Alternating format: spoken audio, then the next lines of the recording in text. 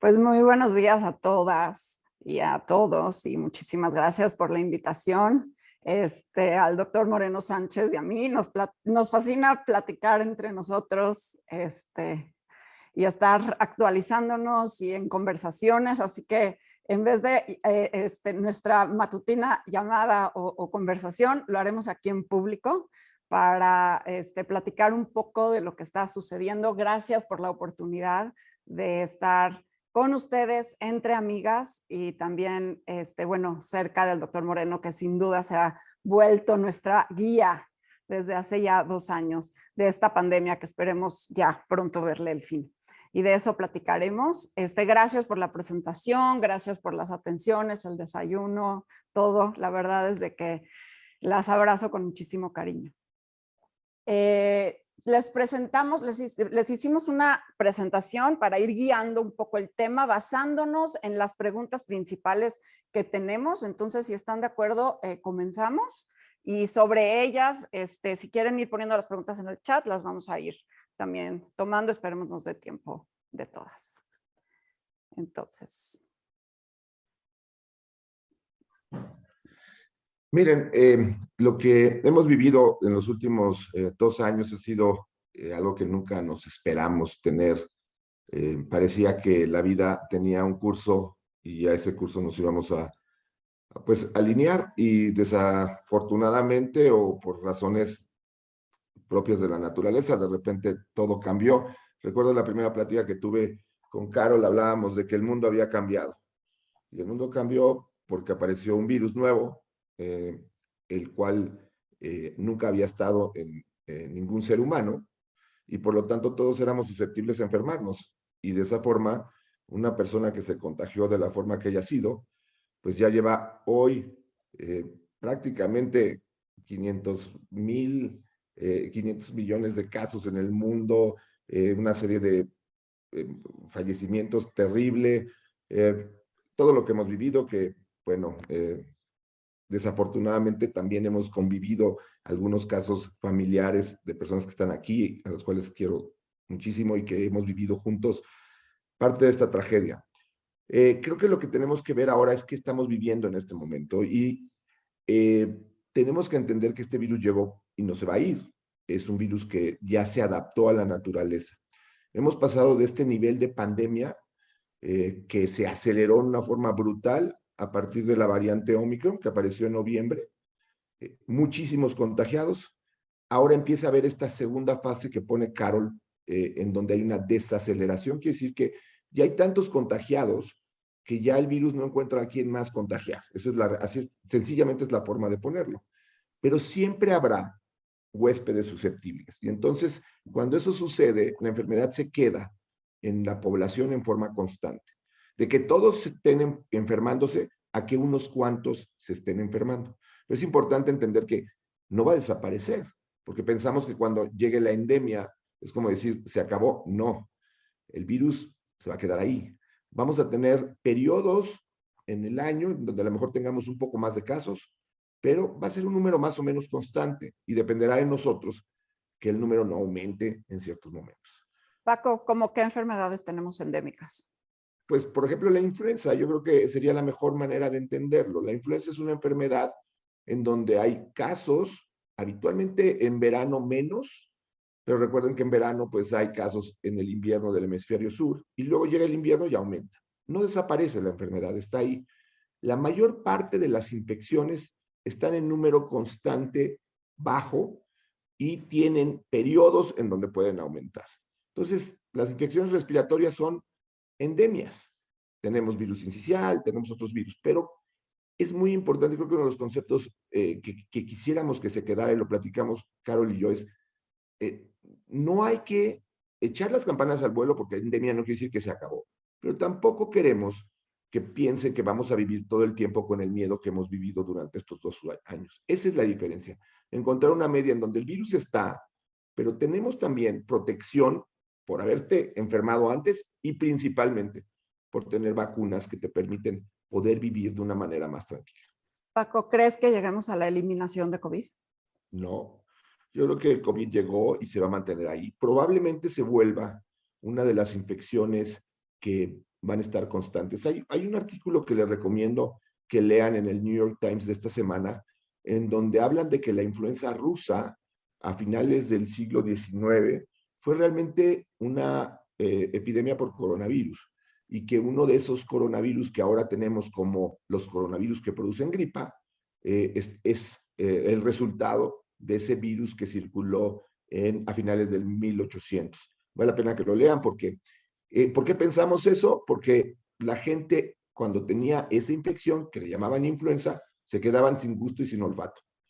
Entonces parece ser que era un coronavirus, y el virus sigue circulando, pero de una manera que produce gripa y no va a producir mayores muertes. Ahora, recuerden que cada virus no es la gravedad en sí, el virus lo que determina que nos vaya a ir bien o mal. También depende de nuestro sistema inmune, y eso probablemente sea de los mensajes que dejemos para terminar la plática, en donde para las próximas pandemias, para las próximas enfermedades, para el mismo COVID, necesitamos estar más sanos como sociedad, como personas individualmente, cuidarnos más, porque pues estos son retos que vienen, y cuando tú no estás bien cuidado y no sabes que tienes diabetes o no sabes que tienes hipertensión porque nunca vas con el doctor, pues te agarra en un momento en donde no estás bien preparado. Ok, algo nada más importante para terminar esta diapositiva es, como bien decía el doctor Moreno, seguimos en pandemia y ahorita lo vamos a ver, vamos a la desaceleración. Ahora vamos a eventualmente llegar a una etapa endémica de forma asincrónica, cada país a su ritmo. La eliminación, digo, por ejemplo, polio, ¿no? Polio está eliminada porque está eliminada de ciertas regiones gracias a la vacunación. La que sí yo creo que no lleguemos, Paco, no sé qué opines, es la erradicación, porque teniendo reservorios naturales en animales de este virus yo creo que no se va a erradicar, ¿no? Así es, y la única erradicada también es por vacuna. En 1974 fue el último caso de viruela. Entonces, difícilmente llegaremos a esa situación. Sí, bueno, a ver, vamos para adelante. Entonces, pues seguimos en pandemia porque seguimos registrando 2.4 millones de casos de COVID en el mundo. Entonces, seguimos en pandemia, y la pandemia no se termina y no llega a la endemia por decreto de los políticos, y eso es importante saberlo. Ya estamos empezando a escuchar algunas regiones bajando mandatos, y pues realmente hay que tener cuidado, no lo que sucede en un lugar es lo que está sucediendo con nosotros, ¿no? Y la pandemia pues sigue el virus amenazando a la sociedad. Esperemos pronto llegar a otra etapa. Quiero hablar rapidísimo de estas tres narrativas y lo complementamos entre los dos. Hay tres narrativas que el doctor Moreno y yo hemos estado hablando durante Omicron, que son erróneas. La primera es la fatalista, ¿no? Decir, nos va a dar a todos, ya para qué cuidarnos, ¿no? Y esto es un error. ¿Por qué, Paco? Pues porque, en primer lugar, no sabes cómo vas a responder.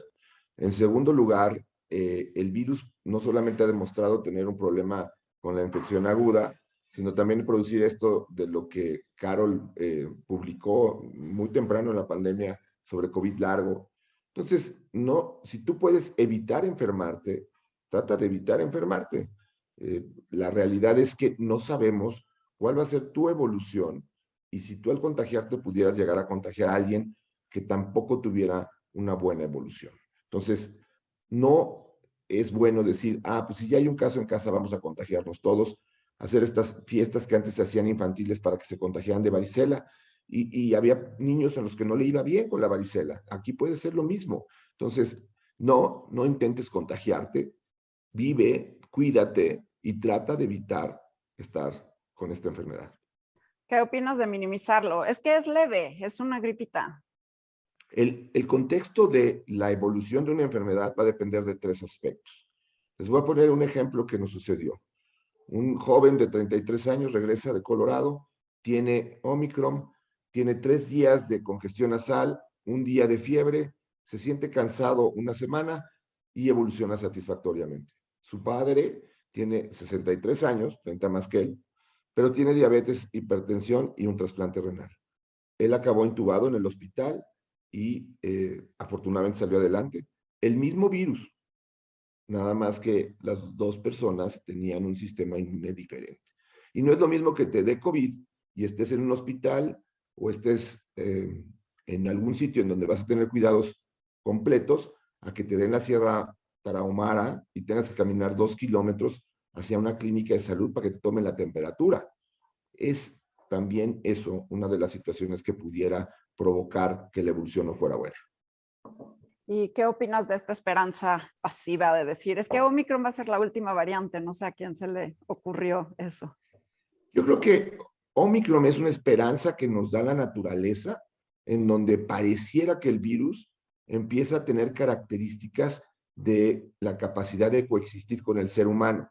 Y no solamente el virus, sino nosotros también ya tenemos o anticuerpos o defensas por habernos vacunado o por haber estado en contacto con virus igual. Pero igual que ocurrió que una variante del COVID original se volvió menos agresiva, igual puede pasar lo contrario. Entonces, si esta es una oportunidad, pues hay que tomarla, pero hay que tomarla bien.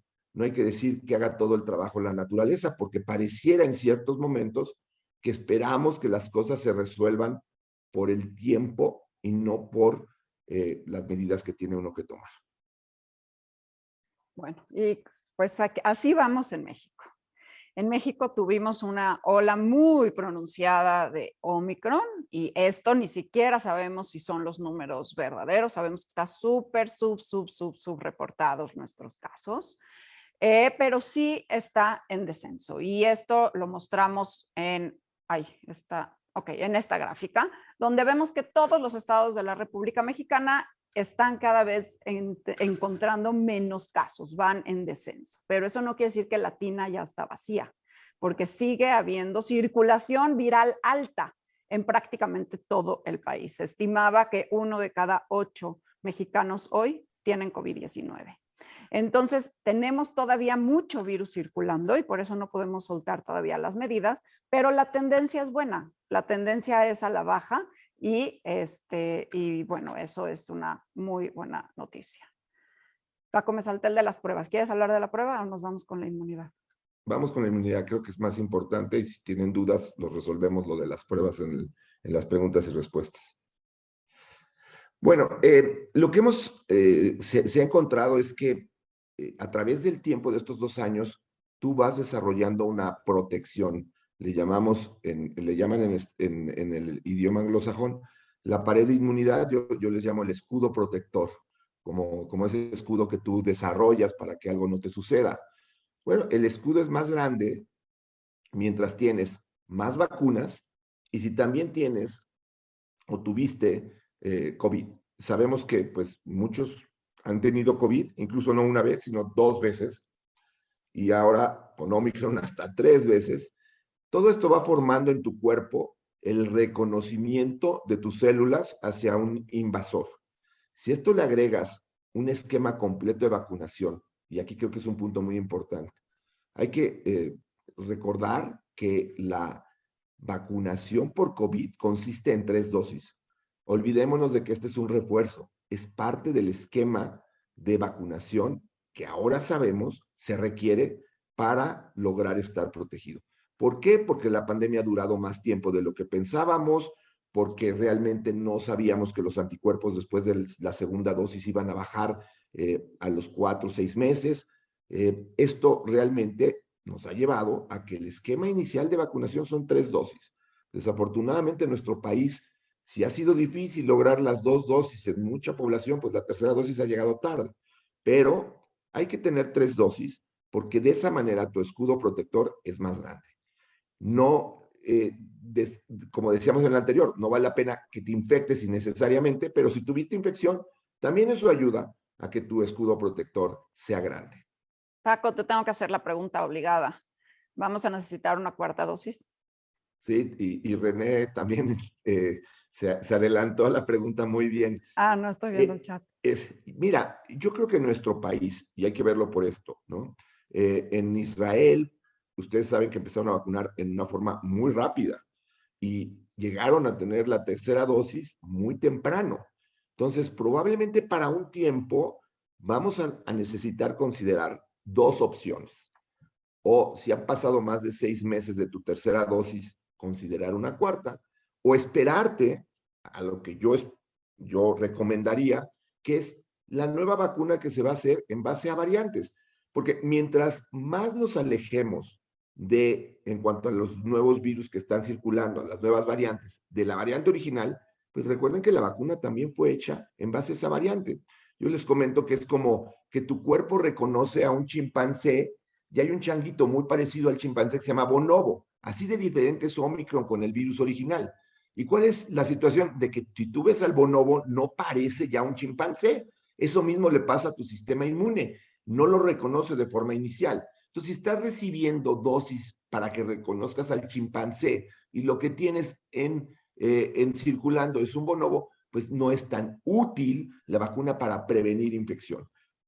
Mi impresión es que va a haber una vacuna de variantes, sobre todo de Omicron y sus subvariantes, próximamente, a lo mejor en abril, mayo, y yo creo que esa vacuna sí va a ser una vacuna que vamos a necesitar aplicarnos. Pero en este momento, sobre todo en México, utilizar una cuarta dosis es poderle quitar una dosis a alguien que no ha recibido. Solo el 62% de la población mexicana ha recibido un esquema de 2 dosis. Y también sabemos pues, que a los Aquí niños está. no los han vacunado y que por eso tenemos una población tan alta sin vacunas en México. Bueno, y este es el efecto de la vacunación. Estamos viendo cómo la proporción de personas en los hospitales hoy por Omicron son principalmente personas no vacunadas y erróneamente se pensó que las vacunas evitaban infecciones y entonces la gente estaba muy sorprendida cuando una persona vacunada de pronto tenía COVID y pues no, lo que hacen las vacunas es reducir los riesgos de infección, pero no la evitan, para eso tenemos otras medidas. Lo que hacen las vacunas es reducir las complicaciones y prácticamente hacer un seguro de vida. ¿Quiénes son las personas hospitalizadas que sí están vacunadas? Son personas que tienen otras enfermedades subyacentes, como las comorbilidades que hablaba el doctor Moreno, como hipertensión, como diabetes, o personas que están en los hospitales con COVID, pero no por COVID. Y eso es importante. Muchos hospitales tienen personas con COVID que están por otras razones, quizás por una apendicitis o dando a luz o algún otro tema, pero al hacerle las pruebas están positivas. Entonces se cuentan como una persona vacunada hospitalizada, pero no está por COVID, sino está con COVID. Y aquí vemos la utilidad de la tercera dosis, del booster, del refuerzo, que ya hay 2 países, Israel y Australia, que consideran un esquema completo las 3 dosis. Y hay varias vacunas además que se ponen de 3 dosis. Y este es el promedio. Realmente estos son más o menos algunos países de cómo van en vacunación, porque sí es importante para crear esta pared de inmunidad, pues necesitamos una gran cobertura de la vacunación, ¿no? Y pues ya llevamos más de 10.400 millones de dosis aplicadas en el mundo. Ya sabemos que son las vacunas prácticamente todas funcionan bien y además son bastante seguras. Pero bueno, México, siendo la 15 economía del mundo, está prácticamente como el resto, como el promedio mundial. Aquí vemos el mundo está vacunado en un 62% con al menos una dosis y México en 64%. Y si ven aquí por los colores, bueno, vemos África prácticamente con una muy mala cobertura. Hay varios temas, no nada más el acceso, sino también la distribución y bueno, hay temas muy locales y justo les recomiendo un artículo que acaba de sacar el New York Times sobre eso, qué pasa en cada país en África, porque sí son problemáticas muy, muy interesantes y muy locales. Pero bueno, los países pobres tienen nada más una cobertura de 10%, ¿no? Y aquí vemos México, pues de los primeros que empezamos con más distintas vacunas y bueno, no vamos mal, pero no vamos increíble. Nada más salto a esto, a los refuerzos, que México tiene una proporción de vacunados con refuerzos solamente el 17% de su población. Lástima, porque sí teníamos vacunas y empezamos la vacunación apenas en diciembre de refuerzos, ¿no?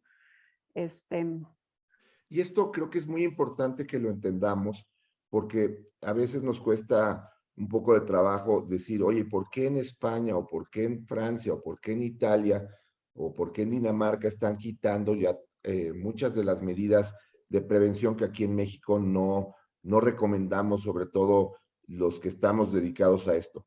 porque tenemos un porcentaje de vacunación bajo. Entonces, no podemos compararnos con otros países en donde el porcentaje de vacunación pues realmente son mucho más altos que lo que nosotros tenemos. Nuestra realidad es esta, nos guste o no, tenemos que vivir con lo que tenemos y adaptarnos a lo que tenemos. Entonces, pues hay que ponerse 3 vacunas, que si no puedes recibir 3 de Pfizer o no puedes recibir 2 de Moderna y una de Pfizer y vas a recibir otra vacuna, ten tus 3 vacunas, es muy importante. Pero también mantén las medidas porque el porcentaje de la población que está vacunado no es tan alto. También de ahí sugerir que no es lo mismo tener 5 vacunas en un brazo que tener 5 brazos bien vacunados. De ahí que también el quitar vacunas por ponernos más a alguien, por sentirnos más protegidos, pues en este país le quitas la oportunidad a alguien que realmente a lo mejor no ha recibido ninguna.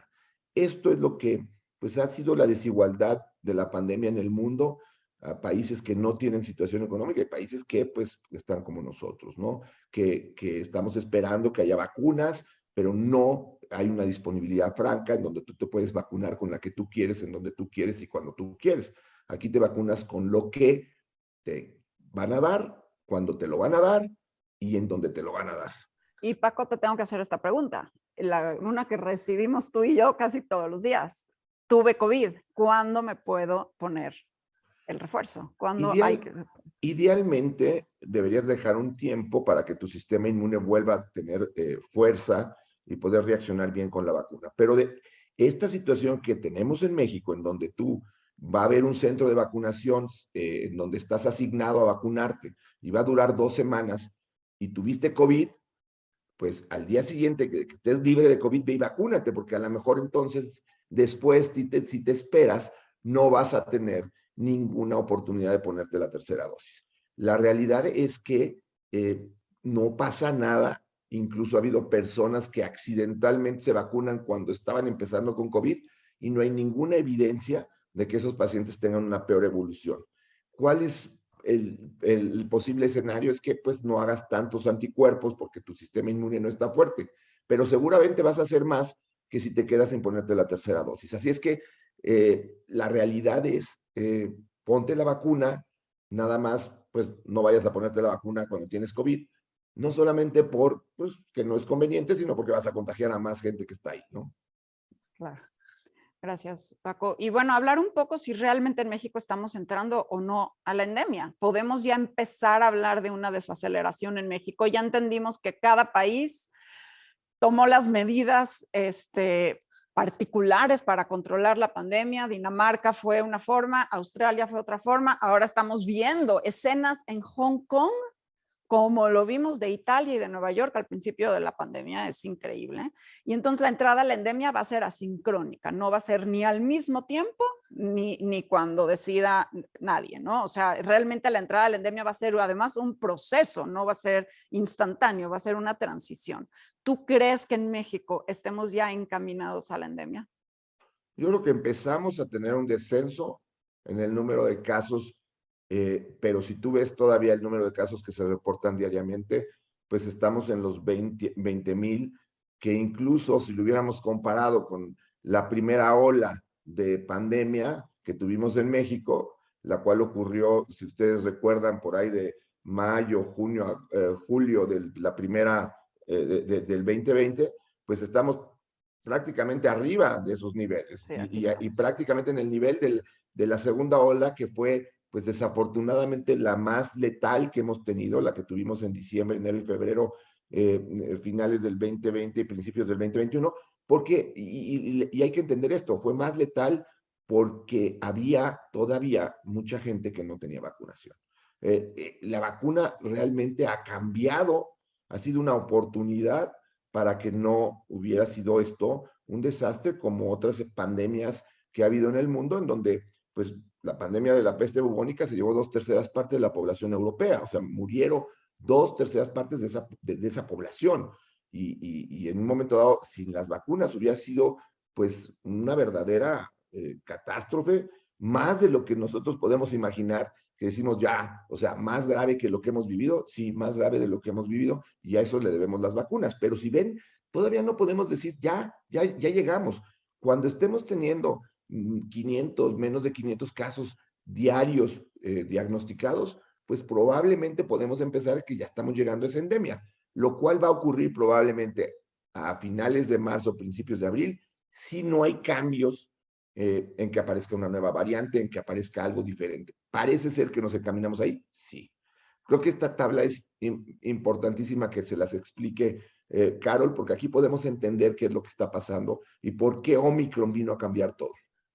Bueno, pues esto es un trabajo que hace el Consorcio Mexicano de Vigilancia Genómica y lo que hacen es muestrear a diferentes personas con COVID en el sistema de salud de toda la República Mexicana y así ir secuenciando cuáles son los virus que están en circulación, porque es importante llevarle la pista al virus. Esto no tiene tanta relevancia para nosotros cuando nos da COVID, no importa tanto si tienes Omicron o tienes Delta, mucha gente luego pregunta, es que no sé si tengo COVID por Omicron o Delta, ¿no? Y pues realmente eso no tiene tanta relevancia para la parte clínica, pero para la parte epidemiológica al país sí le debe de importar cuáles son las variantes que están circulando, porque de eso dependen las políticas que se van a ir tomando. Esto se toma de pacientes, justamente acabo de escribir yo un artículo hace unos días hablando de la importancia de muestrear el drenaje, porque en el drenaje realmente vemos cuáles son las variantes que están circulando y Nueva York encontró una variante que ni siquiera está en humanos, que posiblemente está en ratas callejeras o está en perros, no saben, muestreando el drenaje. El drenaje es un gran indicador de lo que sucede en la pandemia y ojalá México pudiera iniciar con muestreos en drenaje, porque sí sería una visión mucho más amplia que tomar las muestras en humanos y es hacerle un PCR al drenaje. Bueno, ¿qué sucede? Que prácticamente Delta ya está siendo desplazado por Omicron, siendo Omicron una variante muchísimo más contagiosa que Delta, que ya era contagiosa. Omicron posiblemente es el virus más contagioso que ha conocido la humanidad, porque, bueno, es lo más contagioso. No nos vamos a meter en por qué. Y Omicron tiene varias subvariantes, ¿no? Incluso las subvariantes de Omicron son bien distintas entre sí. Dicen que entre la Omicron BA1 y BA2 hay tanta diferencia o más que lo que hay entre el virus original de China y Alfa. Pero se sigue considerando dentro de Omicron, dentro de esta constelación de Omicron, que ya hay varias subvariantes, porque pues realmente no está causando una enfermedad tan distinta y cuando no causa una enfermedad tan distinta no se clasifica ya como otra variante, otro nombre del alfabeto griego. Y así México en general, la República Mexicana prácticamente es puro Omicron y por regiones, esto es el monitoreo que se tiene y este es el último reporte que fue del 7 de febrero. No sabemos, no sería raro que vinieran más variantes, el virus seguirá mutando entre más oportunidades tengan, entre más personas estén contagiadas, más posibilidades de ser fábricas de variantes, porque pues el virus al mutar, al ir replicando, se va mutando y al ir mutando, pues va encontrando mejores formas de sí mismo y eso es la evolución. Así como nosotros vamos cambiando y evolucionando a través del tiempo, la diferencia es que nosotros tenemos 2, 3, 4 hijos cada 25 años y el virus tiene millones de hijos cada 24 horas, ¿no? Entonces, con pues, ese ritmo, por supuesto que bueno, Darwin estaría fascinado de ver esta evolución en tiempo real de un ente. Yo les comentaría ahorita, nada más para terminar esta parte, a veces me preguntan, ¿por qué Omicron llega a desplazar a Delta y a las anteriores? Imagínense que el virus es la llave de una cerradura, de una puerta. El que llegue primero a la puerta y logre abrir la puerta es el virus que gana. Y pensemos en la variante original que ahorita preguntaban cómo se llama. Le llamamos la variante original o la forma salvaje, en inglés le llaman wild type, pero es una que llegaba al receptor, le tenía que dar 2 vueltas para que se abriera la puerta. Prácticamente tiene un control eléctrico, por verlo así. Toca y se abre la puerta. Así de rápido es el virus. Entonces, ¿quién es el que llega primero a la casa? Pues el más rápido. Esa es la situación que hacen estas variantes, que van desplazando a los anteriores, porque los demás no pueden llegar a ninguna casa porque ya les ganó Omicron. Así piénsenlo y de esa forma entendemos por qué una variante que es más transmisible va desplazando a las demás, porque entra más rápido a la célula y aquí es como cuando jugábamos el 1, 2, 3 por mí, bueno, el que llegó primero ya ganó. Eso es Ahora, prácticamente lo mismo. exacto. Y lo que nos importan de las variantes, porque no todas las variantes son tan importantes, todo el tiempo hay variantes, incluso una persona con COVID, bueno, pues puede tener varias variantes a la vez, ¿no? Pero ¿cuáles son las que importan? Las que importan es la que hacen que haya un cambio en el comportamiento de la COVID. Eso es lo que importa. Entonces, bueno, la Organización Mundial de la Salud y las diferentes instancias de salud las clasifican en variante de interés o una variante de preocupación, como ha sido alfa, beta, gamma, delta y ahora Omicron. Y las tres características que monitorean es si es más contagiosa o no, si evade o no la inmunidad de vacunas o de haberse recuperado de COVID-19, que sin duda Omicron lo hace, porque como lo acaba de reportar Gran Bretaña, el 66% de los casos positivos en Gran Bretaña son reinfecciones por segunda y por tercera vez. Y si causa un COVID-19 más grave o más leve, si cambia la fisiopatología. Entonces, estos tres puntos son los que importan de las variantes. Cuando hay un cambio en cualquiera de los tres, más transmisible, más letal o mayor evasión de vacunas, entonces se vuelve una variante de preocupación. Ahora hablemos de por qué es importante saber qué tipo de aire estamos respirando. Y esto es algo importante porque hace más de 200 años, cuando fue la epidemia de cólera y se descubrió que se transmitía a través del agua, empezamos a filtrar agua. Antes tomábamos agua de donde sea, ¿ok? Y hubo una conciencia de que el agua que tomamos es importante que sea limpia. Hoy nadie en su sano juicio se tomaría agua de un charco, ¿ok? Bueno, el aire que respiramos sí importa y espero que esto nos deje la pandemia. ¿Por qué? Porque sabemos que no nada más este SARS-CoV-2, no nada más el virus que causa COVID-19, sino también hay muchos virus que se propagan por vía aérea. Y si sabemos que tenemos un espacio bien ventilado o con aire acondicionado, con los filtros adecuados, tenemos la garantía que estamos respirando aire limpio y el aire que respiramos sí importa. Y COVID-19 es una enfermedad que se propaga principalmente por esta vía, por vía aérea, se queda ahí flotando en el aire como un humo transparente que yo me puedo meter a un salón o a un elevador y no hay nadie, pero si se quedó ahí el virus flotando, puedo contagiarme. Entonces, por ello es importante procurar la ventilación, procurar que estén bien los filtros y sin duda usar bien el cubrebocas y más cuando tenemos todavía tanto virus en circulación. Calidad de aire, eso vamos a aprender.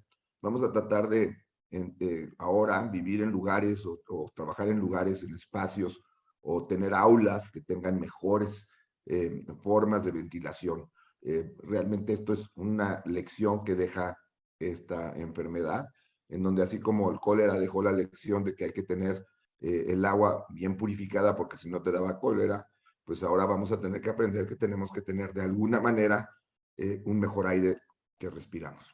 Y por eso los cubrebocas. Y no todos los cubrebocas son iguales. Y sabemos, y al principio usábamos los de tela o los quirúrgicos porque había una escasez de equipo de protección médica y no por nada México es el país número 1 del mundo en fallecimientos de personal de la salud y es una pena. Tenemos que cuidar a quienes nos cuidan, ¿no, Paco? Te tenemos que cuidar. Y la otra cosa es, puedes tener el mejor cubrebocas, pero yo digo, es como puedes tener el mejor vestido, pero si te lo pones al revés no se va a ver bien. Puedes tener el mejor cubrebocas, pero si lo usas y cuando te hablan por teléfono te lo bajas para hablar por teléfono, pues entonces de nada sirve que tengas el N95 de mejor calidad. Entonces no solamente hay que usar un buen cubrebocas, sino saberlo usar también es muy importante. Cualquier cubrebocas que no se use en forma adecuada va a tener la posibilidad de que o tú contagies o te contagien. Porque hemos ido pasando a cubrebocas más sofisticados, porque el virus se ha vuelto más contagioso. Esa es la realidad. No era tan contagioso en su forma original como ahora, y por eso tenemos que tener más protección. ¿Y hasta cuándo los cubrebocas, Paco? Creo que esa pregunta nadie la puede responder en forma adecuada. Mi forma de pensar es que probablemente el cubrebocas lo seguiremos usando por mucho tiempo en algunos momentos o en algunas circunstancias. Circunstancias como que seas un paciente que sea vulnerable, que vayas a ir a un lugar en donde esté cerrado y no haya una buena calidad de aire, que estés en invierno con una alta frecuencia de influenza. El cubrebocas no es sinónimo de pandemia. Desafortunadamente se politizó el cubrebocas no solamente en México, sino también en Estados Unidos.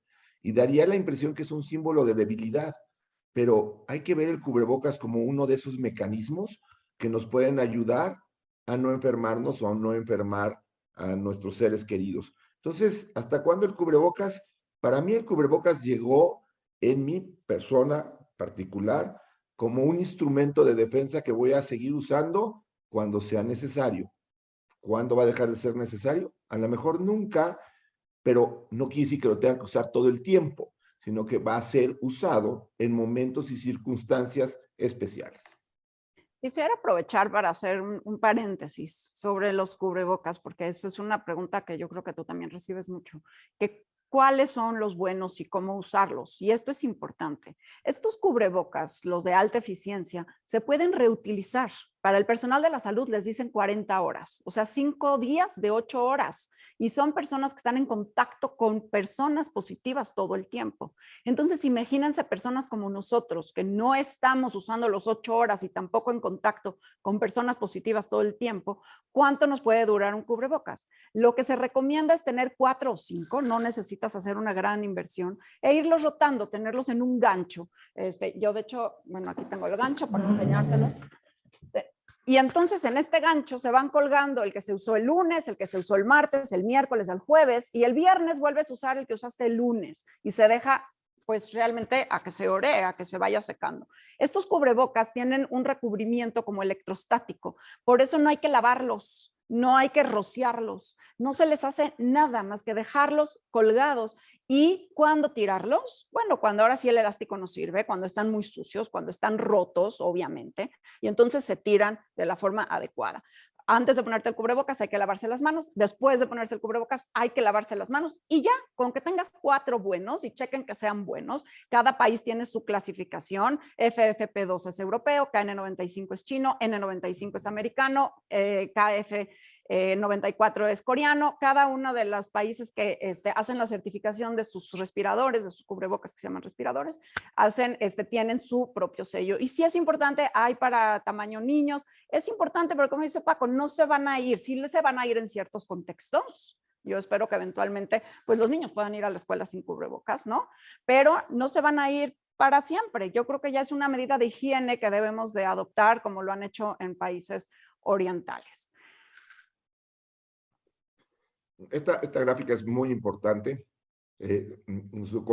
Vamos a suponer que hoy, en este maravilloso desayuno que nos mandaron, me habla Diana y me dice, oye, fíjate que desafortunadamente tengo COVID. Pues yo ese día quiero en la tarde irme a hacer la prueba. Eso es lógica, es el sentir, ¿no? Tenemos que entender que hay que dejar un tiempo para que el virus pueda ser detectado por las pruebas. Conforme ha sido el virus más contagioso, pues ha pasado a que más rápido puedes tener síntomas y más rápido pudieras tener una prueba positiva. Pero lo ideal es, si no tienes síntomas, espérate hasta el día 4 y hasta entonces una prueba, porque de otra forma la prueba puede salir negativa, tú estar tranquilo y tú tener COVID y o contagiarlo o después empezar con síntomas.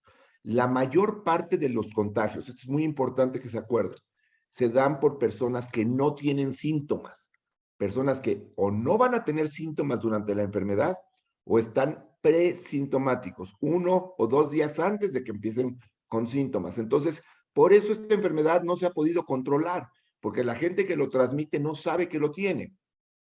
Una vez que te haces la prueba y resulta positiva, tienes que mantener un aislamiento, idealmente 10 días. ¿Por qué? Porque antes de ese tiempo puedes todavía tener virus contagioso. En Omicron, lo que sucedió es que mucha gente se enfermó al mismo tiempo y empezaron a tener colapso en sistemas de salud, colapso en las aerolíneas. Ustedes oyeron en diciembre que tuvieron que cancelar vuelos porque no había tripulantes. Bueno, en esos casos se dio la información de que si tenías 7 días, te hacías una prueba antígeno y eras negativo, salías con cubrebocas y con todas las medidas, pero era porque si no colapsaban los sistemas de transporte, de seguridad, de salud. Si tú no tienes un trabajo esencial, pues espérate a tus 10 días. Si vas a ir a una reunión social, espérate a tus 10 días. Si quieres ir el día 7, pues te estás arriesgando, tú ibas a arriesgar a los demás, porque seguramente en esa reunión social vas a acabar quitándote el cubrebocas. Hay que ser muy conscientes. Queremos realizar nuestras actividades lo más pronto posible, sí, pero el riesgo es que contagies a alguien y que ese alguien no tenga una buena evolución. Ahora, Paco, hay algo muy importante porque tenemos personas que se contagiaron y estuvieron positivas a finales de diciembre, principios de enero y otra vez están saliendo positivas. ¿Son recaídas o son reinfecciones? Es muy importante lo que dice Carol, porque el virus se detecta a través de fragmentos virales. Y hay evidencia de un coreano que tuvo durante 113 días PCRs positivos. Y era la misma infección, eran puros fragmentos. Ahora, aquí nos ha metido en un lío el Omicron, porque hemos visto que gente que tuvo Delta se puede enfermar de Omicron y no pasar un tiempo largo. La realidad es que si tú ya tuviste la enfermedad, a los 10 días no tienes que hacerte otra prueba porque puede salir positiva y son puros fragmentos virales. Pero si tuviste infección en diciembre y ahora vuelves a tener síntomas y tienes una PCR positiva y hay más gente de alrededor que tiene síntomas, lo más seguro es que tengas una nueva infección. Pero es un asunto muy complejo, muy difícil de a veces definir. A veces tengo que pasarme con el paciente 15, 20 minutos tratando de idear o entender si lo que está teniendo es un recontagio temprano o si lo que tiene es solamente expresión del virus por tiempos largos. En esas ocasiones, cuando haya esa duda, es mejor que lo platiquen con su médico y vean qué realmente está pasando. Y precisamente para ayudar a los médicos es que a la mitad de Omicron decidimos hacer esta imagen porque los médicos con tanta gente positiva al mismo tiempo estaban recibiendo una cantidad de llamadas difíciles de manejar y además hay algo que se llama el triage, donde los médicos empiezan a filtrar cuáles son los casos urgentes para atenderlos más rápido. Y aunque nosotros sintamos que nuestro caso es el más urgente, no necesariamente es el más rápido que requiere atender. Entonces, nada más para que lo tengan a su mano. ¿Cuándo llamar al médico si tienes COVID-19? Si persiste la fiebre o si tu oxigenación disminuye de 90 a 92%. ¿Y qué información darle al médico? La verdad es de que luego como pacientes nos gusta hablar con el médico y contarle de que fue a Miami y entonces el cuñado y toda esa historia. Podemos ahorrarla y entonces darle al médico la siguiente información: la edad, las comorbilidades, qué medicamentos estamos tomando, qué vacunas hemos tenido y cuándo fue la última, la fecha de tu primer síntoma y cuáles fueron, si tú hiciste una prueba, cuál fue el resultado y cuándo se hizo y qué tipo de prueba y qué síntomas tienes. Y ya. Y con eso ayudamos a quienes nos ayudan, porque, bueno, sí, realmente fue una época muy menos grave porque habían menos hospitalizados, pero muy difícil, porque a veces es difícil encontrar, mejor tú cuéntalo, Paco. Y bueno, yo les agregaría ahí, y no es morbosidad, pero pregunto peso y estatura, porque cuando les pregunto cómo estás de peso, todo el mundo me dice que están bien, y luego cuando hago la videollamada veo que a lo mejor están un poquito pasaditos. Entonces siempre les pido peso y estatura y de esa manera me doy cuenta, haciendo una regla rápida, cuál es su índice de masa corporal. Pero sí, lo que dice Carol, llegó momentos en donde pues les puedo contar anécdotas chistosas, ¿no? Como una paciente que me decía, oye, ¿y el perro me contagia? No, pero es que no sabes qué tipo de perro tengo, pues no sé, es que es un perro faldero, y entonces, pues eso te quitaba varios minutos de estar respondiendo a una pregunta que realmente, pues no tenía mucho sentido. Hasta la foto del perrito tengo, y el perrito, aunque fuera un perro faldero y muy juguetón, no contagiaba. Entonces, pues sí, eso ayuda un poquito a que las consultas sean más rápidas y ágiles. Surgen muchas dudas, lo entiendo, pero a veces tenemos dentro de todos esos chats alguien que pues sí tiene una emergencia y tenemos que resolverla rápido. A veces, si alguien de ustedes en un momento dado no les contesté, pues les pido una disculpa, pero les prometo que trataré de contestar la mayor cantidad de watts posibles. Hubo días de más de 2000 watts, se los prometo, y era pues muy complejo tratar de en esos watts entender quién tenía un perrito faldero y quién se estaba desaturando y tenía que ir al hospital. Y bueno, lo más importante es no automedicarse, ¿sí? Y no hacer caso. Ya sabemos qué sí sirve contra COVID, qué no sirve para COVID, y realmente estar tomando por tomar puede complicar los casos. Y bueno, pues estos son uno de los efectos de la pandemia, algo real, algo que a lo mejor algunos de ustedes están viviendo con las secuelas que deja el virus, con las secuelas que nos está dejando la pandemia.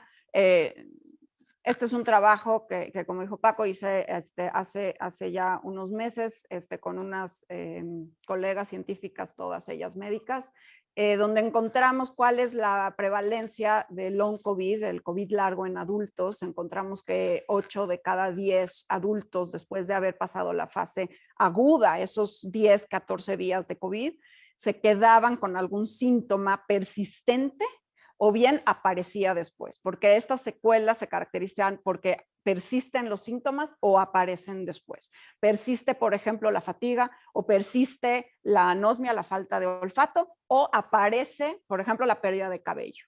Y entonces en esta constelación de síntomas y signos es importante primero reconocerlos, porque muchos pacientes pues muy frustrados de que pues ya habían pasado COVID-19, no necesariamente estaba en riesgo su vida, pero muy frustrados de que pues no se les reconocía, que no se estaban sintiendo bien y que realmente no estaban regresando a su estado de salud previo a COVID-19. Entonces, primero es reconocerlo en nuestra pareja, en nuestros hijos, en nuestros padres, en nuestros amigos, que nuestros médicos lo entiendan. Y luego, bueno, por supuesto, todavía no sabemos realmente cuáles son los factores de riesgo que desencadenan las secuelas, porque son independientes a cómo te fue en el COVID. Hay personas asintomáticas que tienen COVID largo, hay personas que les dio COVID leve, COVID moderado, COVID severo, COVID grave, que tienen secuelas, es independiente de cómo te fue. Ya cada vez hay más investigación tratando de entender algunos factores de riesgo, pero ahorita el único factor de riesgo confirmado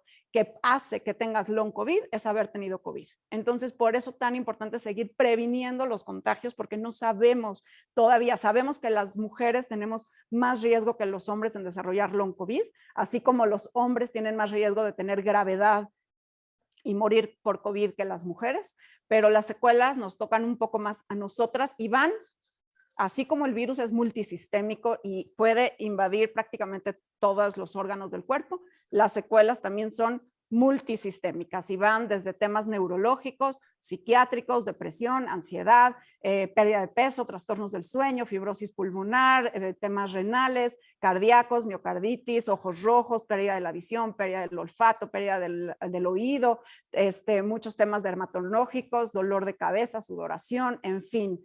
Ya hay autores que han escrito hasta 200. Y bueno, la buena noticia es que en niños, en menores de 18 años, dan menos que en adultos, pero de todas maneras sí hay niños, sí hay jóvenes, y principalmente en ellos se ven, por ejemplo, muchos temas neurocognitivos.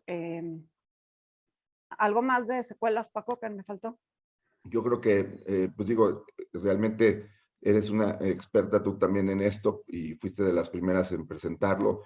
Estamos aprendiendo, a veces es un poquito frustrante para el paciente que llegas y le dices, bueno, mira, esto es lo que se ha hecho, vamos a ver si funciona, porque no hay un tratamiento exacto, porque esto pues apenas lo vamos conociendo. Lo que es importante que entiendas es, mucha gente, sobre todo que tiene ansiedad y depresión post-COVID, se siente incomprendida. Es importante que entiendas que esto puede pasar, que puedes salir adelante, que va a haber medidas para poder salir adelante, pero que no te sientas incomprendida.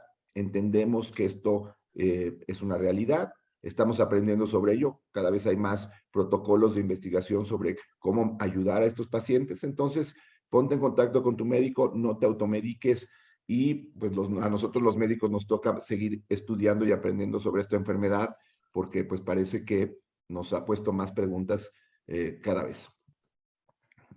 Ay, no, espérense. Y pues finalmente queremos como terminar hablando de, primero, una de las herramientas que nos han servido en la etapa pandémica, que es la resiliencia, ¿no? Donde todos aprendimos a ser mejores, a encontrar mejores versiones de nosotros mismos. Y esto es algo que el doctor Moreno lo ha dicho muchísimo de Charles Darwin, Paco. Sí, Charles Darwin decía que la especie que sobrevive al final del camino es no aquella que es más fuerte o no aquella que es más rápida o no aquella que es eh, más ágil, es simplemente la que se sabe adaptar al cambio. Y así como como Carol empezó comentando que era un honor estar aquí, para mí también es un honor estar con gente que hace una labor social muy importante. Hay muchas cosas difíciles que han vivido durante la pandemia. De las cosas bonitas que he vivido es conocer gente como ustedes, que también tiene esa labor de ser mejor ser humano y ser mejor ser humano con los otros seres humanos. Ha sido muy complicada esta pandemia. Hemos perdido a muchos seres queridos. Sé que en la plática hay quien perdió a un ser querido, al menos me puso en el chat, y alguien que me dolió muchísimo que se fuera, lo sufrimos juntos, y como es, hay muchísimas historias muy tristes, muy dolorosas, pero también el conocer gente como Carol, como ustedes, que tienen esa misión también de ser mejores y de ayudar a la gente a ser mejor, pues me hace sentirme privilegiado de estar compartiendo aquí estos minutos con ustedes.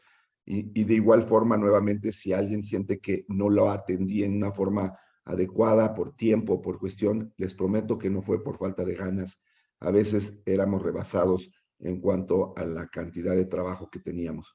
Les tengo muchísimo cariño. Con la comunidad judía he hecho un lazo muy fuerte. Me siento parte de su comunidad, aunque no comparto la religión porque no nací siendo judío. He aprendido que ustedes tienen cosas maravillosas y de veras los admiro.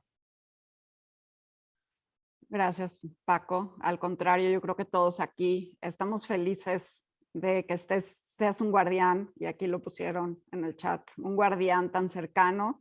Todas las transmisiones que hemos estado haciendo a lo largo de 2 años a través de Enlace Judío y ser muy constantes en nuestra comunicación, creo que también ha dado mucha certidumbre en los momentos más inciertos, y te desbordaste por comunicar, te desbordaste por darnos mayor claridad y de las herramientas para tomar las mejores decisiones todos los días, y te estamos eternamente agradecidos.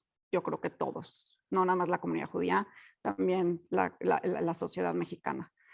Y bueno, nada más como mensajes finales quizás, porque no sabemos qué viene. La verdad es de que nuestra bolita de cristal hace mucho dejó de funcionar.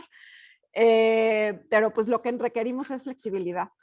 Así como aprendimos a ser resilientes y aprendimos a adaptarnos, ahora tenemos que aprender a ser flexibles, porque vamos a quizás quitarnos el cubrebocas para luego volvernos a poner, y vamos a tener que abrir ciertas pues nuevas, ¿no? Tratar de regresar a la covidianidad, y luego quizás vamos a tener que dar un pasito para atrás hasta que vayamos realmente encontrando nuestro mejor tono de gris según nuestro riesgo personal, comunitario y de cada familia. Y eso es importante porque no es igual para todos el nivel de riesgo que estamos dispuestos a tomar. Seguiremos con pruebas, seguiremos con vacunas, seguiremos, espero, con muchos antivirales y muchos nuevos tratamientos, que eso va a ayudar al mejor manejo de esta enfermedad, que espero pronto sea endémica, todavía no lo es. Y pues los países tendrán que seguir monitoreando sus casos, sus hospitalizaciones y por supuesto las variantes y lo que sucede en el mundo para nosotros ser flexibles. Estos tonos de grises ahora son más difíciles. Antes era más sencillo, era binario, negro o blanco, te quedas en casa o sales de casa. Y ahora pues ahí hay un aprendizaje personal, un crecimiento personal, flexibilidad, donde vamos a tener que ir ajustándonos. Y pues, gracias.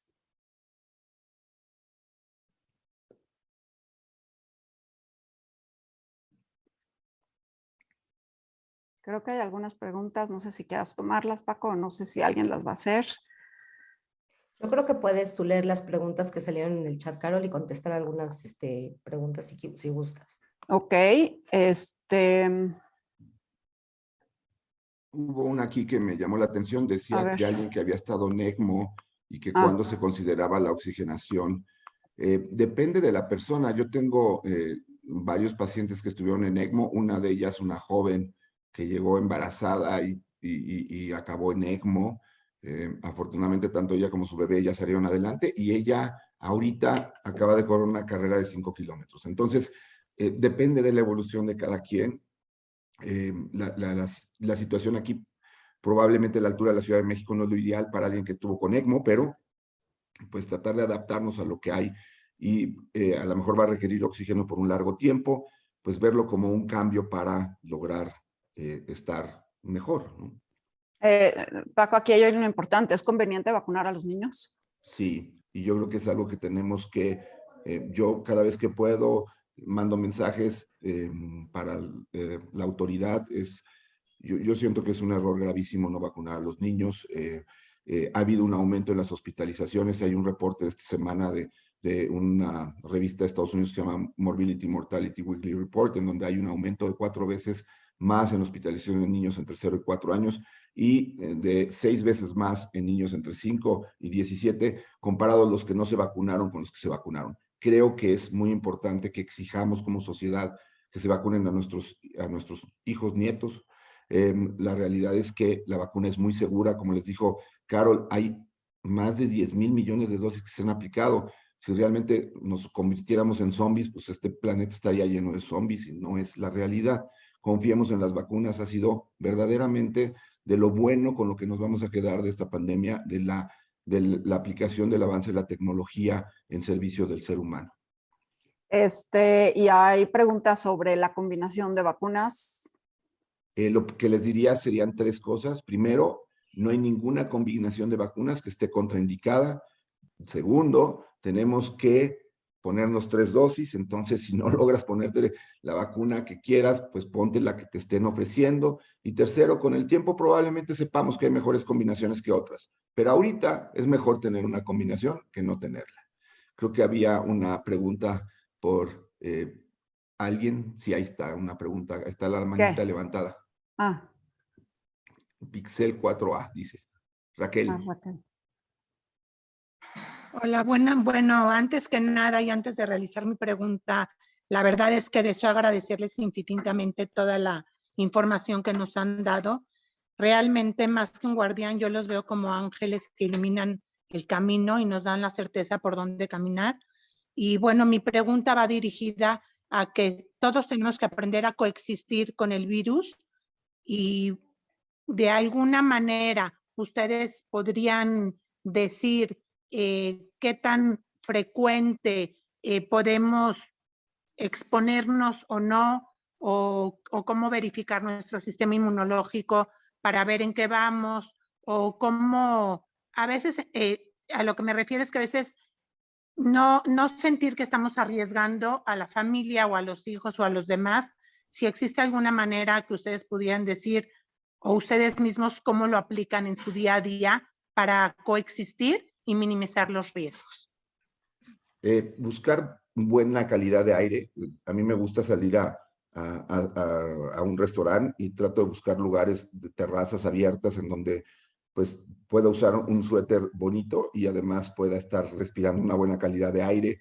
Cuando estoy en espacios cerrados con más gente, usar el cubrebocas e ir viendo cómo se están presentando las cosas, ¿no?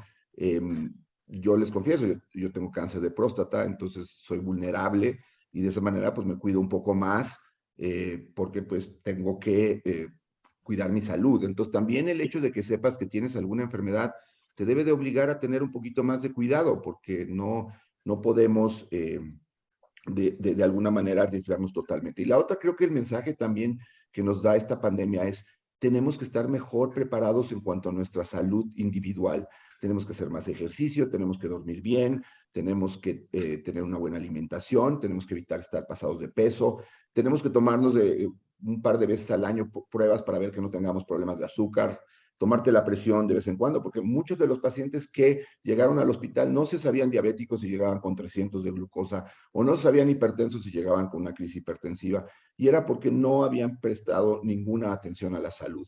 Como país, como individuos, México es un país que está muy descuidado en su salud individual. Entonces, el mejor sistema inmune es de la persona que come bien, se cuida, hace ejercicio, se checa, hagan eso. y entonces tú puedes saber qué tanto te puedes exponer o no y ver las circunstancias que están pasando. Creo que ahorita todavía es tiempo de cuidarnos, de no ir a lugares cerrados, de buscar buena calidad de aire, de usar cubrebocas en espacios cerrados y convivir o tratar de convivir con gente vacunada. Alguien puso una pregunta ahí que también ahorita la puedo contestar, porque hay gente que convive y no se infecta, porque hay gente que está vacunada. La vacuna te previene 6 veces el riesgo de que te infectes, aunque te infectes, pero no lo excluye. Bueno, no lo excluye, pero sí te disminuye la posibilidad de que alguien se infecte. Entonces, a lo mejor en la familia, pues alguien que tuvo una muy buena respuesta a la vacuna, ni siquiera se llegó a infectar. Esa es la razón. Por eso hay que vacunarnos. Y bueno, quizás también, si puedo complementar a tu respuesta, Paco, para Raquel, hay que entender el riesgo no nada más personal, también con quién vivimos, porque el mayor contagio se da en casa. O sea, en casa no usamos cubrebocas, no nos cuidamos. Además, como que conocemos a nuestra familia y nos sentimos más en confianza y pensamos que como lo conocemos no nos va a contagiar. Esta como falsa seguridad que nos da el que seamos amigos o compadres y entonces pues bajamos la guardia y es cuando se contagian. Los mayores contagios se dan en casa. Entonces, entender si hay una persona vulnerable en casa, pues un poquito marca la pauta de todo el entorno, porque tenemos que cuidar pues al más susceptible, ¿no? Es una responsabilidad. Entonces, conocer eso nos va a ir marcando esta pauta de riesgo que podemos ir tomando y poco a poco ir adaptándonos. Por eso tan importante la flexibilidad ahorita, porque a lo mejor nos arriesgamos y hacemos tal cosa, pero vemos que no, y entonces regresamos un pasito más para atrás. Y pues el cubrebocas está ahí, ya sabemos qué es lo que funciona y lo que no funciona. No funcionan los tapetes, no funciona rociar el aire con Lysol, todo eso no funciona. Ya sabemos que sí funciona y es muy sencillo. Vacunarnos, usar un buen cubrebocas, ventilar correctamente y evitar conglomeraciones. Y ya, realmente es muy sencillo, los niños lo saben, creo que es parte de su educación, educarles cómo cuidarse, cómo eso es bueno. O sea, a veces me frustra mucho cuando hay colegios o hay padres de familia que me dicen, es que mi hijo, yo ya no quiero que mi hijo se lleve el cubrebocas al colegio. Es una medida de higiene para todos y estamos en un momento de pandemia y tu hijo va a estar feliz de ayudar a ser la solución de esta pandemia. Todavía no estamos del otro lado y estamos cerca. Y eso es increíble, tener esta esperanza, y creo que esa es la nota que quisiéramos dejar. Estamos en buen camino, hemos creado una buena inmunidad, tenemos una gran pared de inmunidad gracias a la vacunación, ya sabemos por dónde viene el virus, cómo se propaga, tenemos los cubrebocas, realmente vamos de salida, pero todavía no estamos fuera. Y para eso tenemos que tener paciencia para llegar a los últimos pasos. Ya llevamos 2 años de esto y quisiera nada más hacer una nota de la salud mental, que sí es bien importante que lo atendamos. Se está viendo un aumento de ansiedad, un aumento de depresión, un aumento, porque pues realmente hayamos o no tenido COVID-19, todos hemos pasado una pandemia y sin duda es importante que no nada más la salud física sea íntegra y esté bien y hacer ejercicio y comer bien, también que estemos bien como sociedad y como salud mental. Vas a estar de acuerdo conmigo, Paco, digo, la Organización Mundial de la Salud cambió la definición de salud. Antes se hablaba de salud cuando hay ausencia de enfermedad y ahora se habla de salud cuando existe un equilibrio entre la salud social, la salud mental y la salud física. Entonces veamos esto como una sola salud, veámonos como estos entes íntegros. Yo tengo que irme porque por tiempo tengo que atender pacientes, pero quisiera no irme sin decirles muchas gracias. Los felicito porque si están aquí han hecho las cosas bien, a seguirnos cuidando y les mando un abrazo grande. Raquel, gracias por la invitación. Diana, gracias por la invitación. Cuba ha sido increíble conmigo siempre desde hace muchos años. La conozco, la quiero mucho. Y a todos los que vi aquí que también conozco, que pues les tengo un enorme cariño y muchas gracias por esta invitación. Sí, gracias por el desayuno, Solange, a la UISO, a toda la comunidad judía por el apoyo siempre. Mil gracias. Para servirles, ahí tienen sus diplomas, ya tienen sus diplomas en su casa. Un honor, un placer, que Dios los bendiga. Muchas gracias. Gracias, Paco. Gracias, Carol. Buen día.